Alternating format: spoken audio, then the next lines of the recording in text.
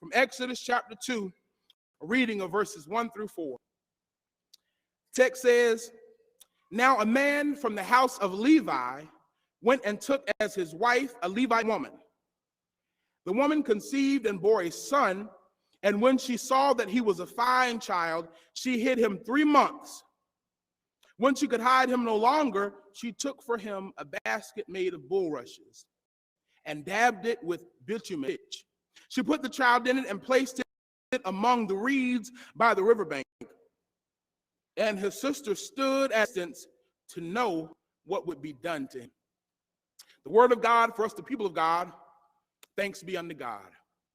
This morning, for the few minutes we have together, I want to talk to us from the topic and the title, from the sermonic theme, Delivering the Deliverer. Delivering the Deliverer. Now, continuing with our sermonic thrust that we started last week, one of the things we want to do for this Women's History Month is we want to focus on God's delivery of God's people from slavery in the book of Exodus, but specifically we want to look not just at the characters that we often see billed as top billers. When I use the word top billers or top billing, that's an industry term that comes from Hollywood. It refers to those people in a cast, those people in a project who are usually considered to be the major players. Those who receive top billing are those who have a history of being blockbuster successes, those who have a big name and a long resume, those whose name usually comes at the beginning of the credits, or back in the bygone days of Tinseltown, their name might have been top on the marquee. They might have been the one whose name was shining in lights. And often we look at this text and we look at the top billers. We look at Moses. We look at Pharaoh. We look at Aaron. But can I submit to you that even though those are the ones that our minds have been trained to look for, there are other characters in the cast who are just as important. Last week we lifted up one by the name of Miriam. Miriam, who is the older sister of Moses. Miriam, who was a praise leader in the people of God, who takes a tambourine and stands at the edge of the water and reminds the people that not only can God do it, but God will do it. Miriam is that one who builds up the faith of the people and who interprets God's move from generation to generation. Miriam represents the women whom God has used throughout time to. On this week, I want to look at another such person in the story of Exodus, and I want to do so at an interesting moment on this morbid anniversary, where we pause to remember all the lives we've lost this last year as we get to the 1-year anniversary of the scourge of COVID-19, as we think about the lives we've lost, the mobility we've lost, the momentum we've lost in our pursuits after a year of being, for many of us, locked down in our homes and on high alert about this scourge in the land. As we get to this gruesome anniversary, I can't help but think about the 10,000 lives that have been lost right here in Alabama. Can't help but think about the over 500,000 Americans who have been lost. Can't help but think about the over 2.6 million people worldwide. Hear that number. Because too often we don't take time to slow down and grieve our losses. 2.6 million people worldwide have succumbed to this thing over the last year.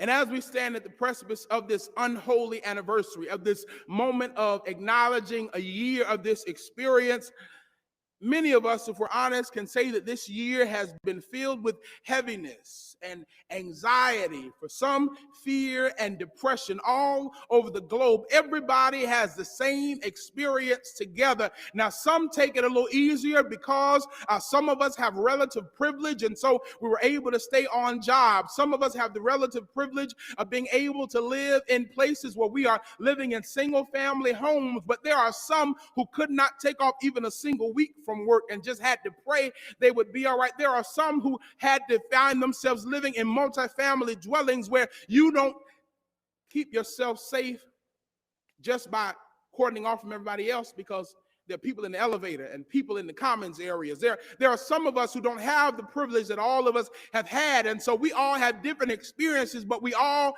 been together on the same boat. Some have been on the deck, and some have been down below, but we've all been in this boat on this trip together. And a year later, we all experience the anniversary of this unholy experience. But despite the many losses we've had this year, one of the things I want to lift up today as we mourn and as we look back is I want us to look forward as well, remembering a story from the book of Exodus, which reminds us that even when we have lost, all is not lost. For when a community is poised to be redeemed, when a community is poised to get free, when a community is ready to move forward, when God prepares to deliver a people from a circumstance, from a situation, from a pandemic, from slavery, from aggression, from racism, from acts of hatred and terrorism and violence, when God gets ready to act in human history, God always chooses people. God always marches in through people. God puts God's hands on individuals. And can I tell you that God always has some deliverers in the crowd? And this is what we see in the book of Exodus, that though we have lost much, we have not lost everything. And though the children of Israel over 430 years of oppression had lost much, they had not lost everything. Can I tell you that the schemes of hell can never take away everything you've got? There's always some reserve left down in your soul. And for somebody who needs to know, is there a word from the Lord today? Let me remind you, there is a word from the Lord. And the word from the Lord is you still got something left. And we see that as we look at the story here of Moses, the people of God have cried out for generations for a deliverer to come up and deliver them. They want God to show God's self, and God chooses people. And often we think about the main attractor, Moses, but can I tell you that there are many characters in God's story. When a community is poised to get free, God will always call individuals into service whose obedience will bless the whole community. But we must see and notice all of those people. Why? Because despite our ideas of top billing and lower billing, there are no small parts in God's story. Let me stop right here on another anniversary, because yes, we've celebrated, or yes, we're acknowledging rather and marking this hard anniversary, but there's another anniversary that people, particularly in Black America, have been celebrating this year, the 30th anniversary of one of our favorite movies. And so I want to ask a question as we talk about top billing and bottom billing. Does anybody know who Paul Bates is? Paul Bates.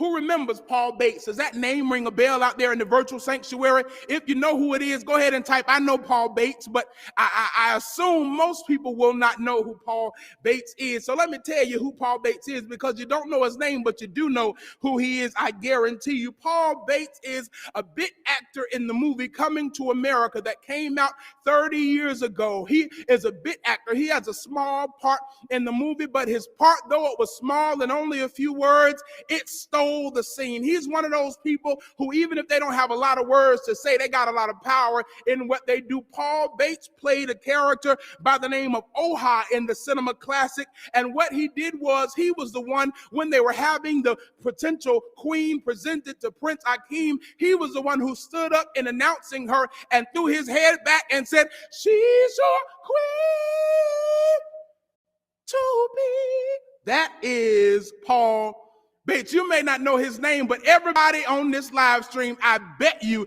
knows who Paul Bates is. Sometimes, even if you only have 2 or 3 words in the script, you can still change the whole story. And when we look at the Exodus, when we look at Moses, we also need to acknowledge some big players who had big souls, and so they made their parts larger than life. One of those is Jochebed. Jochebed is the mother of Moses. Many of us don't even remember her name. But Jochebed is the woman whom God chooses to carry and deliver the deliverer. Jochebed is that woman who's minding her business in the midst of enslavement. She's a child of the house of Levi. It's awesome to me that even though these people have been in 4 centuries of slavery, they've traced their ancestral past and know whose tribe they're from. There's a difference between modern chattel slavery, which obliterates the whole identity, and this slavery, but slavery is still slavery. And these people have some sense of where they're from, but they don't know exactly where they're going. They're crying out to God, trying to figure out, Lord, what's next to us, for us. And chapter 1 lets us know that God's prayer, that the people's prayers rather, are heard by God. God is ready to send a deliverer, and when God gets ready to send a deliverer, God goes and gets a woman's womb.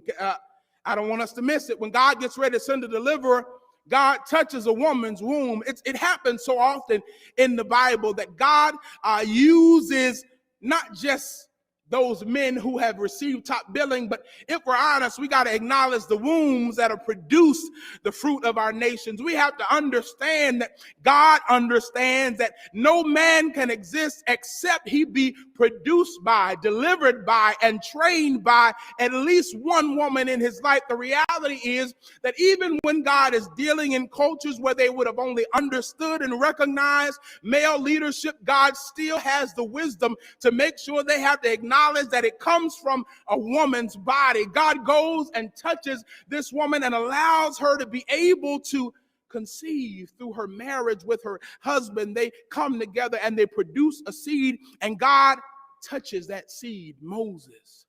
His name's not Moses yet. He'll be named Moses later on by Pharaoh's daughter, and we'll talk about that fourth Sunday. That's a clue. Come on back each Sunday. You're going to be blessed. But in this moment, what happens is God gets hold of this couple, this man from the house of Levi and the woman from the house of Levi, and God allows the woman to conceive and bear a son, and she sees something when she bears her son. She sees that this son she has born is, the text says, a fine child.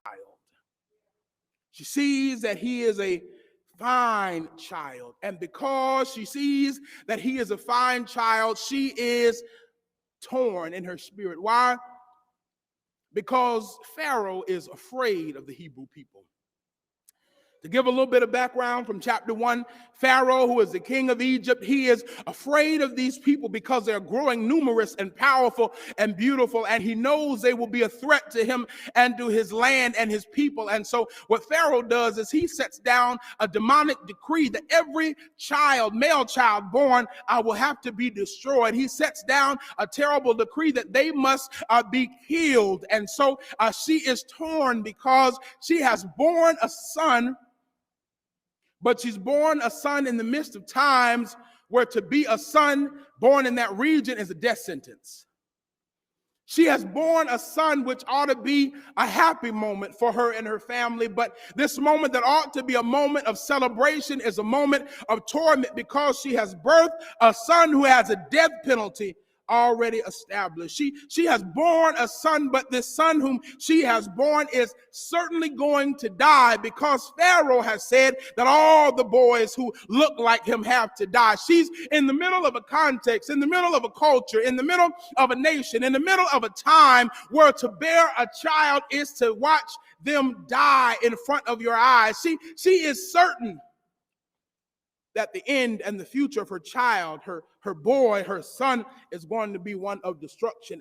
And nothing is more unnatural, nothing is more disturbing than to be in a context where when you bear a child, you know that based on who that child is and where that child is raised and who the parents are, that child has certain death staring it in the face. Can I tell you that even though it's dramatically represented here in Exodus chapter 2, the same reality is lived on streets all around our nation every day, that there are many women who bear boys and girls who they know already based on how much money is in the bank account, based on what street they live on, based on their zip code, based on the failing schools around, based on the lack of investment from the city, state, and nation, based on the fact that they're the wrong agenda, based on the fact that they have the wrong color, based on where they are. There are mothers and fathers everywhere who bear children, and instead of celebrating, they weep tears of fear because they have certain death before them. Certain bodies are marked out for death. Certain bodies are cordoned off and reserved for annihilation in this nation. We're not the first ones to experience it. Jochebed gets ready to bear her son, but when she gets ready to bear her son, she bears him in fear. What ought to be a celebration becomes a torment because she's supposed to let her child die.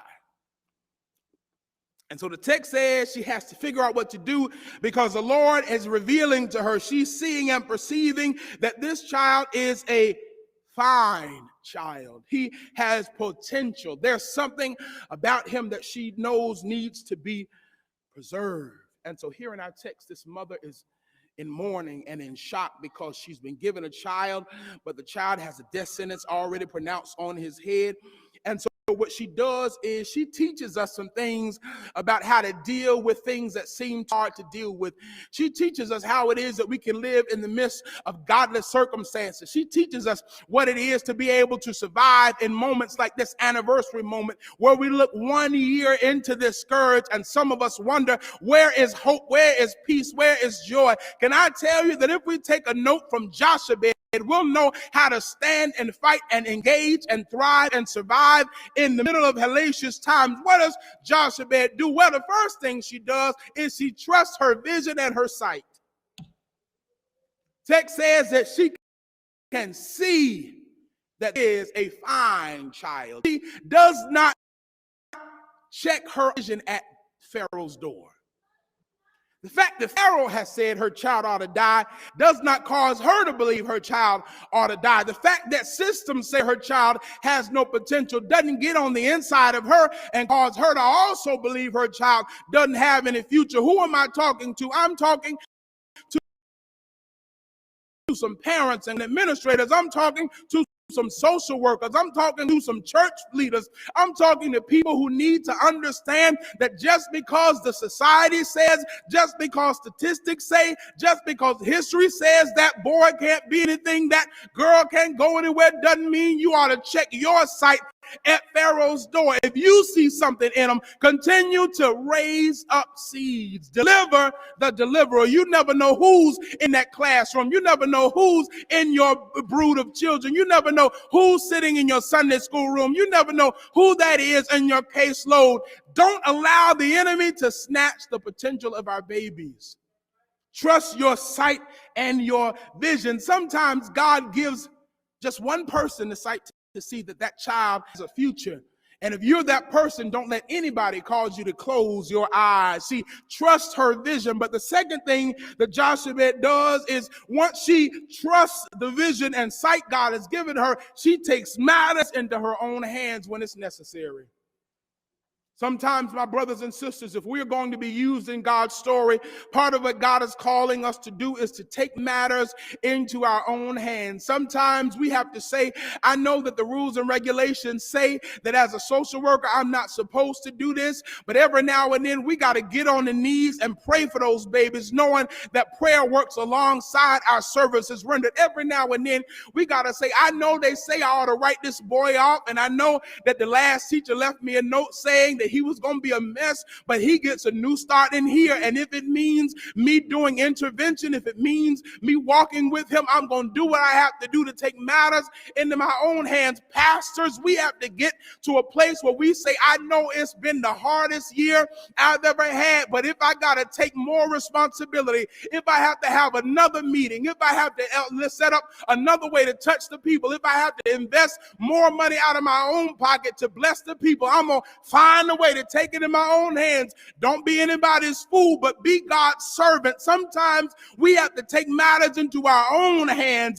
Do not say, I'm waiting on the world, because the world will crush the potential of our community. The world will see us as damnable, but God has placed some things into our babies, into our cities, into our neighborhoods, into our homes, into our churches, and we must take matters into our own hands. Thursday night vision crew, sometimes you gotta say, I may not be on the trustees, I may not be one of the deacons, I may not be a leader on the council, but I'm gonna take some matters in my own hand. Pastor, what do I need to do? Pastor, where do I need to go? Pastor, what can I give? How can I take these matters into my own hands? Text says that Jochebed trusts her vision and she takes matters in her own hands. But this is what I really want to leave you with. Jochebed determines she's going to survive until she can smile again. Jochebed has to make decisions that no parent ought to ever have to make. And it's sad to know that she's not the last one to decide whether or not she's going to allow her child to live. Every day, parents are left with hard choices and don't know what to do. And too often they have religious folks telling them which choice they ought to make when it comes to bearing a child, but not doing the work to make sure they don't have that hard choice in the first place. We have to understand that Jochebed was not the first and will not be the last who has to determine, once they figure out they have that fifth child or sixth child, whether or not they can actually take care of it. And we as religious bodies, so often we stand in the streets and protest and say, please have that baby. But can I tell you something? If we have not done the systemic work to make sure that that child has infrastructure to be able to live, if we don't have any concern with whether or not that child can eat, if we don't have any concerned with what happens after the womb, can I tell you that all we're doing is standing in Jochebed's way and making it harder on her? When people have hard decisions to make, the last thing they need is God's people to make it harder. Jochebed has to figure out, where do I go? Do I preserve my child or do I let my child go? When parents have to make hard choices, the last thing they need is judges. What they need is support. A village. People who will stand up and say, well, I can't tell you what to do. It's not my business. But if you have that baby, I guarantee you, you can come over here for Sunday dinner every week. I don't know what to tell you, but all I can say is, if you do decide to have that baby, I got my old car seats and plenty of clothes, and we're going to make it work. I don't know what you should do. I'm going to pray that you make the choice to allow this child to live, if that's my conviction. But in the meantime, I'm also going to make sure that I slip a few dollars in your hand on Sunday evening. Can I tell you how many people who have had to make hard choices over the course of history have had those choices made easier by holy handshakes? How many college students would have dropped out if it had not been for grandmothers and aunties who walked up and put a piece of money in their hand and said, don't tell nobody, baby, about this, but go and get you a soda. And it was a lot more than soda money. Sometimes when people have to make hard decisions, even when they've trusted God and taken matters into their own hands, they need a community that will help them to survive. Jochebed makes a decision to bear and preserve her son, but then she needs a community to help her keep that decision. We all need a community of people who will stand with us to give us advice about what to do, but who will also stand with us and allow us to thrive in the decisions that we have to make. Jochebed trusts God and she takes matters into her own hands, but then she decides that she's going to keep living and keep surviving and keep thriving, and she doesn't have to do it alone. We talked a little bit about it last week, but I love this text here in Exodus 1 and 2, because as you go and study your Bible this week, I hope you'll study 1 and 2, and you'll find that when Jochebed gives birth to her son, she puts him down in the river in a bed of papyrus and bulrushes. She puts him in the bulrushes, and she puts him down in the water and believes that God will somehow intervene and take care of that baby. And his older sister, doting older sister Miriam, she watches the baby as he floats down the water and sees him go to Pharaoh's daughter's house. And I'm not going to tell you too much about that story because we'll talk about it for Sunday. But what I will say is Miriam has a part she plays to help, and Pharaoh's daughter has a part she plays to help. Every now and then when Jochebed has to make a hard choice, every now and then when our single parents have to make hard choices, every now and then when our seniors have to make choices about whether there will be food or medicine, when people in our community have to make choices about whether they're going to go back to work or stay on the assistance, and they know that they have no dignity where they're working, and we get online and we say you ought to go back to work, but the reality is that the bosses treated them like garbage and they receive non-living wages. We have to take culpability as a society for allowing people to thrive in the decisions we ask them to make. Takes God's vision at face value, trusts what God has shown her, and then she takes matters in her own hands, but then she makes a decision to smile and thrive again, and it's facilitated by those around her. And some will think that's not a big thing, deciding to survive, but can I tell you that sometimes, in some seasons, in some years, on some anniversaries, just saying I will keep going is a major victory. There are some seasons that make us think we will never be able to smile again. There are some years like 2020 that cause us to think that maybe the bottom has fallen out. Remember her context. Her people are enslaved. Enslavement rocks and robs the whole being. They do not have the freedom and autonomy of moving as they want to move. She does not have the freedom and autonomy of being all she wants to be. Their movement is proscribed. They can't just get up and move whenever they get ready. And on top of that, a target has been placed on their back by Pharaoh because Pharaoh fears what they will be. All of this compounds upon her, and all the trauma weighs down on her soul of being pregnant in the midst of enslavement and in the midst of a genocidal culture.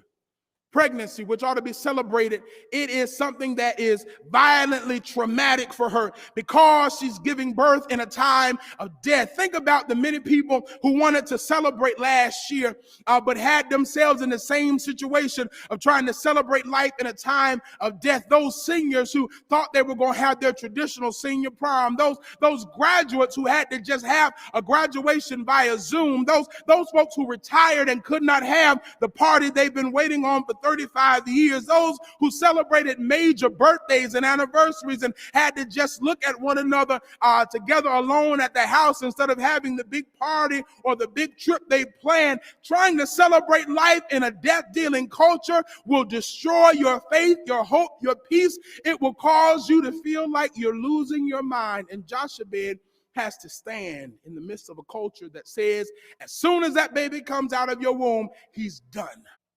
And if I may, at the risk of adding something that's not explicit, but that we all know is certainly the case, if I may, let me gesture toward those who I am sure decided, rather than having to bear a child and watch it killed, those who decided to end their own lives instead. And those who decided to try to run away and get away rather than have their child. We know about that from our own collective history. The trauma that a people face when the world sees them as a threat is enough to destroy your hope and your peace. So when Jochebed's baby is born, she is devastated. And for 3 months, she has to try to figure out what she's going to do.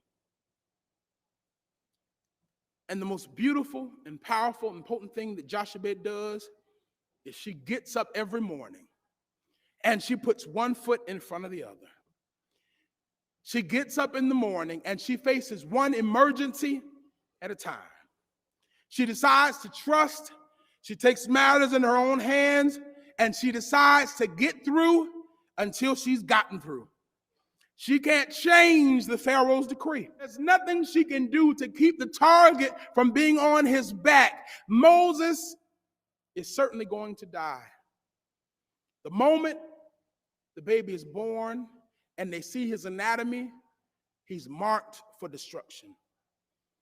All she can do is keep going and keep praying and keep trusting and keep trying. She delivers the deliverer, and she doesn't give up on God's possibilities once she does it. She believes that she will live and see it happen. She decides to keep living until she can smile again. And sometimes in life, that's the best resistance you can possibly offer. It's simply to keep going until you can smile again, to keep going until you can hope again. She has to just keep living day by day by day by day by day by day. The trauma, the pain, the emotions, the losses, they pile up in her spirit, but she keeps on walking. And my brother, my sister, on this anniversary, I pray that you'll keep on walking, keep trusting, keep going and believing that one day you're going to smile again. That after the funeral, you're going to smile again. That after that divorce, you're going to smile again. That after the diagnosis, you're going to smile again. That after the bankruptcy, you're going to smile again. That after that fight, you will smile again. That after that demotion, one day you'll smile again. That after that failing grade, you can smile again. That after this lockdown, you will smile again. That after that breakdown, you can smile again. That after that breakup, you're going to smile again. Just keep living and God will restore your soul. Just keep going and God will restore your joy. Keep on living, keep on walking, keep on trusting, keep on moving, and I promise you, you're going to live to see the goodness of the Lord in the land of the living. Just keep on going